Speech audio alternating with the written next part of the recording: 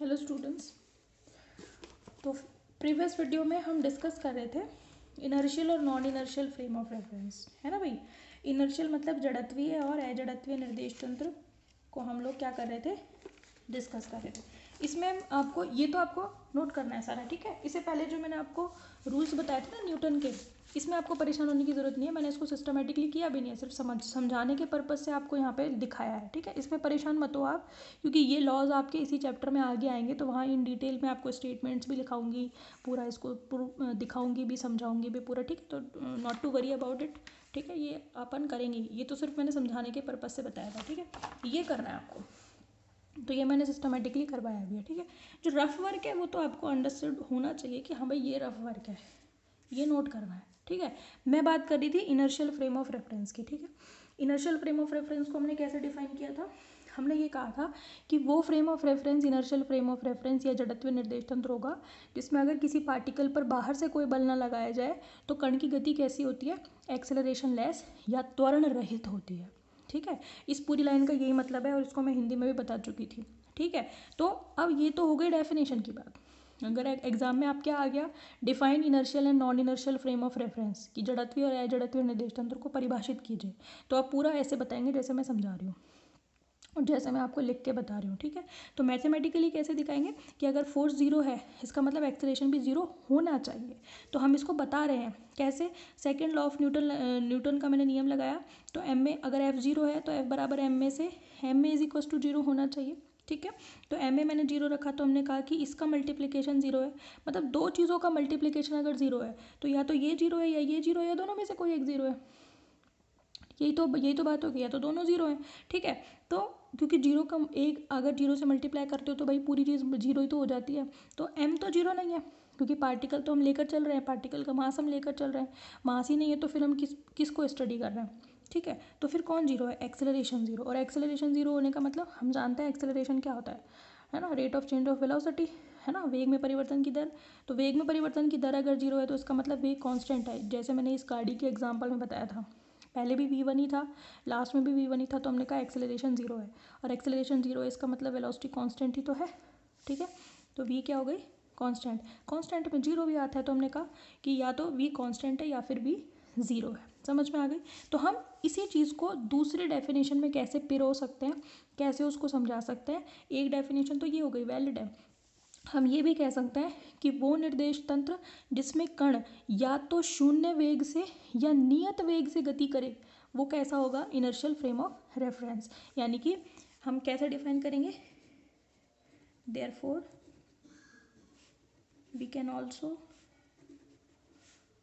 Define that the frame of reference in which particle will move with constant velocity or of zero velocity. यानी कि या तो वो नियत वेग वाला होगा या फिर शून्य वेग वाला होगा, है ना। तो वो निर्देश फ्रेम जिसमें कण या तो नियत वेग से गति करे या फिर उसका वेग क्या हो, शून्य हो, वो निर्देश फ्रेम कौन सा कहलाएगा, इनर्शियल फ्रेम ऑफ रेफरेंस। तो हम कहेंगे then it is inertial frame of reference. तो दो डेफिनेशन हो गई, एक तो ये कि वो निर्देश तंत्र जिसमें बल जीरो होने पर त्वरण भी जीरो हो, या फिर वो निर्देश तंत्र जिसमें कण जीरो वेलोसिटी या फिर कांस्टेंट वेलोसिटी से मूव करे। बात समझ में आ गई। अब ये पूरी डेफिनेशन आपके दिमाग में ऐसे छप जानी चाहिए कि अब कोई निकाले तो भी ना निकले, ठीक है। क्योंकि रटना तो हमें है ही नहीं, हमें तो समझना है। हमें दो बातें समझ में आ गई तो आप उसी चीज़ को कितने भी तरीके से समझा सकते हो। मेरी बात समझ में आई आपको, ठीक है। अब इसकी खास बात सुनो, ये तो हो गई सिर्फ डेफिनेशन की बात। दूसरी खास बात इसकी ये है कि जो इनर्शियल फ्रेम ऑफ रेफरेंस या जड़त्वीय निर्देश तंत्र होते हैं उसमें न्यूटन के पहले और दूसरे दोनों नियम लागू होते हैं। तो हम आगे लिखेंगे इसी में, in inertial frame of reference Newton's first and second law are valid. यानी कि जो अगर जड़त्वीय निर्देश तंत्र होगा तो उसमें न्यूटन का पहला नियम भी लागू होगा और न्यूटन का दूसरा नियम भी लागू होगा। समझ में आ रही है बात? तो एक तो हम कैसे पहचानेंगे कि वो निर्देश तंत्र नियत वेग से या कांस्टेंट वेलोसिटी से मूव करेगा, या फिर वो स्थिर होगा। जीरो वेलोसिटी का मतलब क्या है? स्थिर, यानी कि स्टेबल होगा। या फिर वो क्या करेगा? दोनों नियमों का पालन करेगा, ठीक है, यानी कि वो न्यूटन का पहला और दूसरा नियम भी उसमें क्या होंगे? वैलिड होंगे। समझ में आ गई बात? तो स्थिर वेग से गतिशील कण या फिर नियत वेग से गतिशील कण जो होते हैं उनके निर्देश तंत्र हमेशा इनर्शियल फ्रेम ऑफ रेफरेंस होते हैं। दूसरी बात, न्यूटन के पहले और दूसरे नियम जिस फ्रेम ऑफ रेफरेंस में लागू होते हैं वो भी क्या होता है? Inertial frame of reference. समझ में आ गई? तो ये तो बात हो गई इनर्शियल की। नंबर 2, दूसरा क्या होता है हमारा? Non inertial. अच्छा, एक बात और, कैसे कहा मैंने ये वाली बात कि न्यूटन का पहला और दूसरा नियम लागू होता है? वो भी बता देती हूँ आपको। ये देखो, F बराबर एम ए, ये तो आपने लिखा ही है साफ साफ। तो न्यूटन का दूसरा नियम तो हमने अप्लाई ही किया है, और न्यूटन का पहला नियम सिद्ध किया है। ये क्या है? ये न्यूटन का फर्स्ट लॉ ही तो है। अरे भाई, है कि नहीं है? क्या है न्यूटन का पहला नियम? न्यूटन का पहला नियम यही तो कहता है, अगर कोई वस्तु स्थिर है, ये v इज इक्वल टू 0 का मतलब क्या है? स्थिर है। स्थिर है तो स्थिर ही रहेगी, और गतिशील है तो नियत वेग से गतिशील करती रहेगी। कब तक? जब तक कि कोई बल ना लगे। समझ में आ रही है बात? मैं कोई मन से नहीं कह रही हूँ, सब चीज़ सामने है आपके। तो न्यूटन का दूसरा नियम लागू हो रहा है, ये तो हम खुद ही कह रहे हैं, यहाँ पे हमने अप्लाई किया है। तो न्यूटन का दूसरा लॉ तो वैलिड है, इसमें दिख रहा है। और फर्स्ट भी वैलिड है, क्योंकि हमने सेकंड को अप्लाई करके फर्स्ट ही तो प्रूव किया है। देखो ना, v या तो कांस्टेंट होगा या जीरो होगा। कब? अगर फोर्स जीरो है।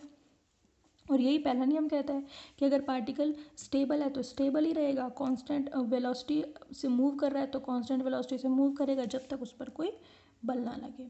तो न्यूटन का पहला और दूसरा नियम इसमें क्या होता है? वैलिड होते हैं। ठीक है, ठीक है। चलो, non inertial frame of reference. Non inertial frame of reference वो होगा जिसमें कण पर कोई बल ना लगे, लेकिन फिर भी उसके पास एक्सेलरेशन हो। अब आप सोचोगे ये कैसे होगा? ये होगा, बिल्कुल होगा, और इसको हम इन डिटेल आगे पढ़ेंगे भी। जहाँ हम आभासी निर्देश तंत्र पढ़ेंगे, लिफ्ट की गति पढ़ेंगे, वहाँ हम ये चीज़ देखेंगे भी। ठीक है, तो non inertial frame of reference को कैसे डिफाइन करोगे? कि वो निर्देश तंत्र जिसमें कण पर कोई बाह्य बल कार्य नहीं करता, लेकिन फिर भी उसकी गति त्वरित होती है। यानी कि the frame of reference in which force, external force on the particle is zero, but the acceleration exist. यानी कि त्वरण होता है, बल नहीं होता, त्वरण होता है। ठीक है, तो हम लिखेंगे the frame of reference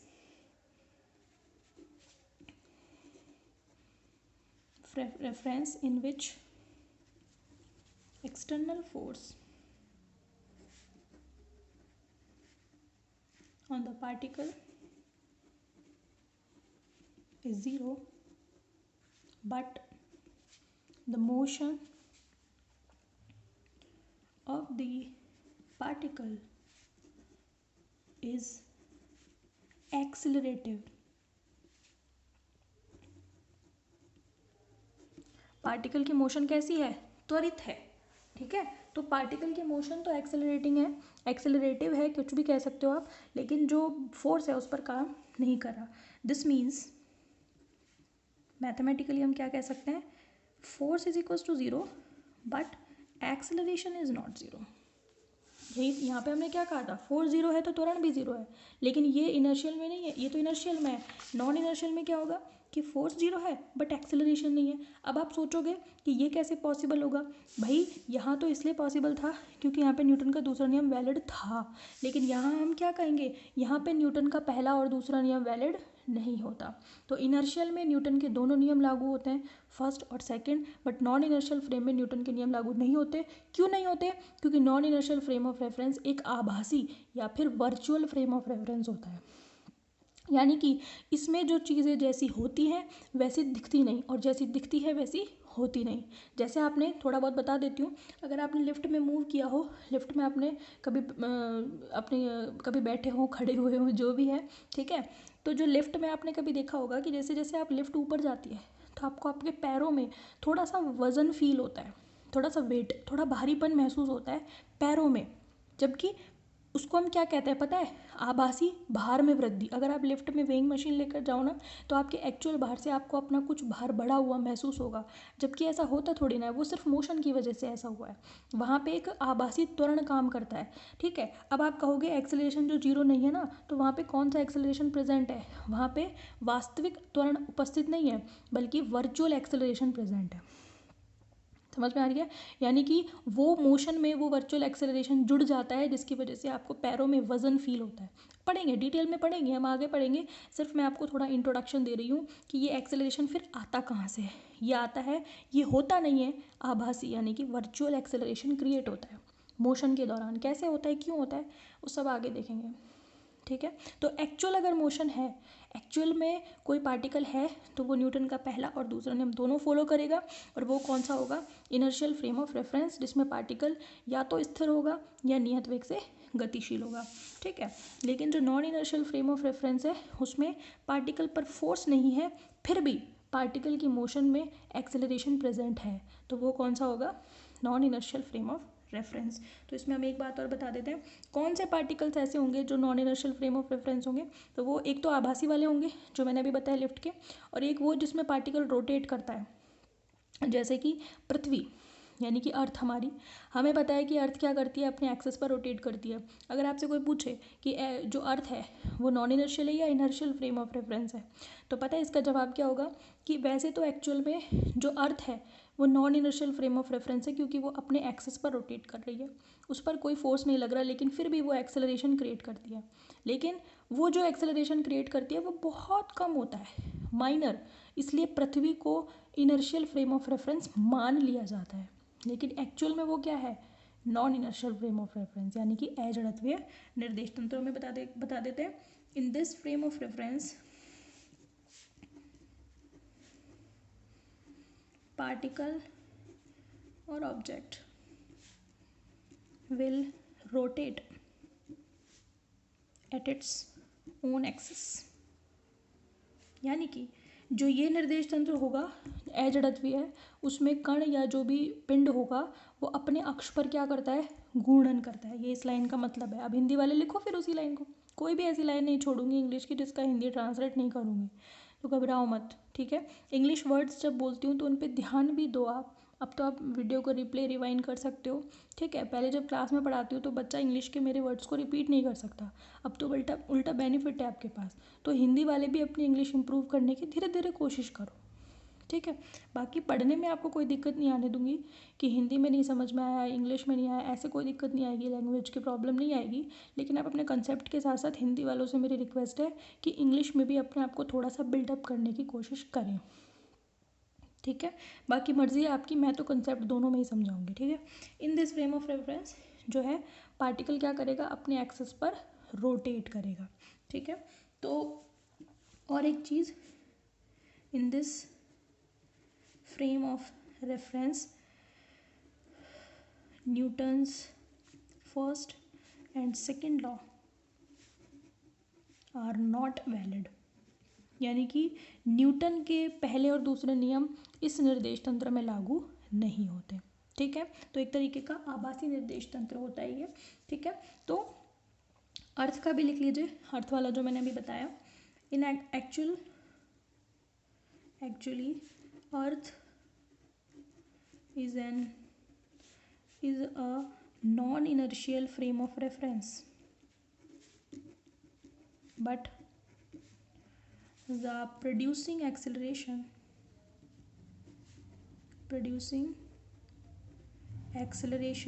is very less by earth, therefore earth is assumed to be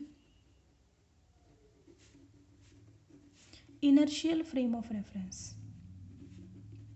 ठीक है। पॉसिबल है कोई वर्ड समझ में नहीं आए, कोई दिक्कत नहीं है, आपको मैं बोल भी तो रही हूँ, ठीक है। अज्यूम्ड टू बी, इस लाइन का क्या मतलब है कि दरअसल पृथ्वी जो है वो एक अजड़त्वीय निर्देश तंत्र है, लेकिन वो जो त्वरण क्रिएट करती है वो बहुत ही कम होता है, इसलिए पृथ्वी को एक जड़त्वीय निर्देश तंत्र मान लिया जाता है, बात समझ में आ गई आपको। तो अर्थ एक्चुअल में कैसी है, non inertial frame of reference. क्यों है, क्योंकि अर्थ एक एक्सेलरेशन क्रिएट करती है जबकि उस पर कोई फोर्स काम नहीं कर रहा। हम अपनी तरफ से कोई एक्सटर्नल फोर्स नहीं लगा रहे, जो फोर्स लग रहे हैं वो लग रहे हैं, हम नहीं लगा रहे अपनी तरफ से कोई एक्सटर्नल फोर्स, लेकिन फिर भी वहाँ पर एक्सेलरेशन है। लेकिन वो जो एक्सेलरेशन होता है बहुत कम होता है, इसलिए उसको इनर्शियल फ्रेम ऑफ रेफरेंस मान लिया जाता है। बात समझ में आ गई। तो आपके दोनों ही कंप्लीट हो गए हैं, इनर्शियल और नॉन इनर्शियल। अगर आपके आ जाता है defined inertial and non inertial frame of reference, exam में पूरा नोट करेंगे हम, ठीक है। कॉपी में एज इट इज़ नोट कीजिए। हिंदी वालों को हिंदी में बोल दिया है, इंग्लिश वालों को लिख दिया है और समझा दोनों में ही दिया है, ठीक है। कोई दिक्कत नहीं आनी चाहिए आपको। फिर भी कोई आती है तो कमेंट कर देना, ठीक है। उसको अपन इम्प्रूव करने की पूरी कोशिश करेंगे, ठीक है। चलो कल हम नेक्स्ट टॉपिक शुरू करेंगे, कोऑर्डिनेट ट्रांसफॉर्मेशन। ओके, चलो, थैंक यू सो मच।